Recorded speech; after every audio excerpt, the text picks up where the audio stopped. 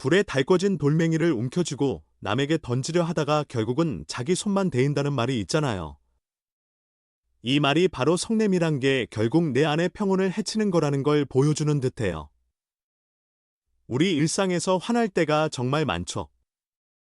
말다툼, 억울함, 오해, 혹은 예기치 못한 어려움 등등. 그런데 부처님 가르침에서는 성냄이 피할 수 없는 운명이 아니라고 해요. 게다가 어떤 문제를 풀어내는 유일한 길도 아니라고 하죠. 오늘은 이 성냄의 뿌리를 살펴보고 마음 챙김이나 놓아주기, 고맙게 여기는 마음, 그리고 용서 같은 구체적인 실천거리를 함께 나눠보려고 해요. 혹시 스스로도 화 때문에 지치고 힘들었던 적이 있다면 이런 나눔이 작은 길잡이가 될 수도 있을 거예요. 우리 안에서 일어나는 성냄을 어떻게 다스릴 수 있는지, 그리고 그 성냄을 뛰어넘어 더 너그럽고 자유로운 삶으로 가는 법을 함께 살펴봐요. 사실 화라는 건 누구나 느끼는 자연스러운 마음결이에요. 하지만 잘 들여다보면 화라는 게 그냥 하늘에서 뚝 떨어지는 게 아니라 우리가 세상을 오해하는 데서 비롯된다는 말이 있어요. 부처님 가르침에서는 그걸 제대로 알지 못함이라고 부르는데 쉽게 말하면 우리 뜻대로 되리라는 집착 같은 거죠. 예를 들어 누군가가 항상 나를 배려해줘야 한다고 기대하거나 일이라면 꼭 계획대로 돼야 한다고 믿게 되면 현실과 어긋날 때 곧바로 섭섭함이 생기고 그게 커지면 결국 화가 돼요. 그러니까 이 세상은 늘 바뀌고 사람도 늘 변하고 상황도 달라지고 아무것도 고정되어 있지 않다는 걸 먼저 받아들이는 게 중요해요. 모두가 각자 마음속 싸움을 겪고 있고 모든 일이 내 뜻과는 다르게 흘러갈 수 있다는 걸 알면 그만큼 기대도 줄어들고 화를 낼 일도 덜하게 되죠. 그리고 나 자신도 다른 사람을 바꾸는데 힘을 쏟기보다는 내 마음을 맑고 편안하게 가꾸는 게 훨씬 낫다는 걸 깨닫게 돼요. 그리고 화가 치밀어 오르는 순간들을 살펴보면 의외로 일정한 틀이 있다는 걸 알게 돼요. 이런 걸 찾기 위해선 스스로 돌아보는 시간이 정말 중요해요. 밤에 잠들기 전 잠깐이라도 오늘 언제 마음이 흔들렸지? 왜 그랬을까? 하고 가만히 떠올려 보는 거죠. 그때 내가 왜 이 상황에서 화가 났지? 무시받았다는 느낌 때문인가? 아니면 내가 부족해 보일까봐 두려웠던 걸까? 하고 캐물으면 화라는 게 마냥 막연하지 않고 오히려 내 깊은 걱정이나 바람을 드러내는 신호라는 걸 느낄 수 있어요. 이걸 자꾸 해보면 다음번에 비슷한 처지에 놓였을 때가 또 이 두려움 때문이구나 하고 미리 눈치챌 수 있게 되죠. 이럴 때 우리를 도와주는 게 바로 마음 챙김이에요. 화가 나면 순식간에 가슴이 뜨거워지고 말도 거칠어지고 뭔가를 확 터뜨려야 할 것 같은 충동이 들곤 하잖아요. 이때 잠깐 멈추고 숨을 깊이 들이마셨다가 길게 내쉬면서 지금 화가 올라오네. 근데 이 화는 잠시 머물다 갈 거야 하고 지켜보는 거예요. 마치 영화 한 편을 객석에서 바라보듯 내 안에서 일어나는 화를 떨어져서 보는 거죠. 그러면 그 불길에 덜 휩쓸리게 되고 말이나 행동도 조금 차분하게 고를 여유가 생겨요. 혹은 조용히 앉아서 눈을 감고 숨결이나 몸에서 느껴지는 것들에 가만히 마음을 모아보는 마음 가다듬기를 해볼 수도 있어요. 화가 떠오르면 지금 내 안에 화가 있구나 하고 알아차리고 굳이 몰아내려 애쓰지 말고 잠시 함께 머물다 흘려보내는 거예요. 그렇게 익히다 보면 화는 내가 통제 불가능한 폭풍이 아니라 스쳐가는 바람 정도로 바라볼 수 있게 돼요. 사람들은 종종 부딪힐 때마다 바로 말을 쏟아내거나 어떤 조처를 해야만 직성이 풀린다고 느끼지만 부처님 말씀을 따라가 보면 오히려 잠시 고요히 머무는 게 지혜로운 길일 때가 많아요. 흙탕물 컵을 계속 흔들면 절대 맑아지지 않듯이 우리 마음도 화가 잔뜩 올라올 땐 일단 멈추고 가라앉히는 시간이 필요하거든요.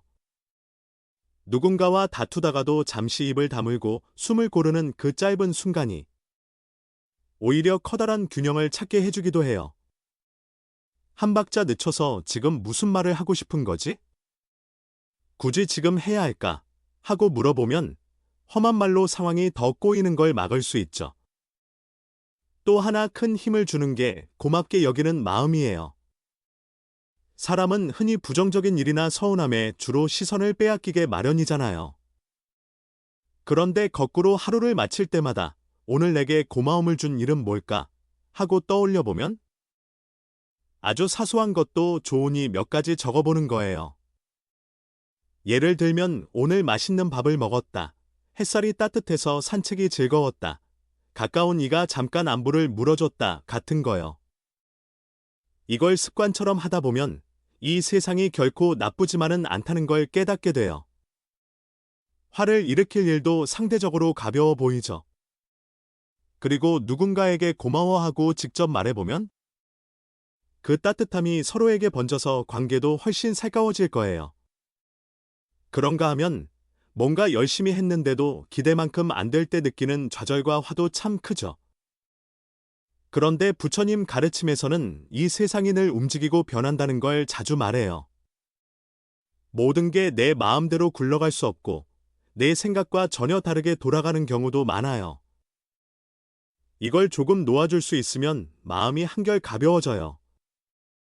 노력할 부분은 하되 완전히 내 힘박인 것들은 그냥 받아들이는 연습을 해보는 거예요. 예를 들어 비가 오는 날에는 어쩔 수 없으니 우산을 쓰거나 실내에서 뭔가 다른 걸 해보면 되는 거고 굳이 날씨에 화를 낼 필요는 없잖아요. 이렇듯 내 손 안에 있는 것과 없는 것을 구분하고 없는 건 없는 대로 흘려보내면 세상이 조금 덜 무겁게 느껴져요. 마지막으로 정말 중요한 게 용서예요. 누군가가 내게 잘못했을 때 그 사람을 원망하고 미워하는 마음이 들 수밖에 없죠. 하지만 그 미움과 원망을 오래 쥐고 있으면 가장 괴로운 건 결국 나 자신이에요. 마치 독약을 내가 마시면서 상대가 다치길 바라는 꼴이에요. 용서한다고 해서 그 사람이 한 일을 용납해준다는 뜻은 아니에요.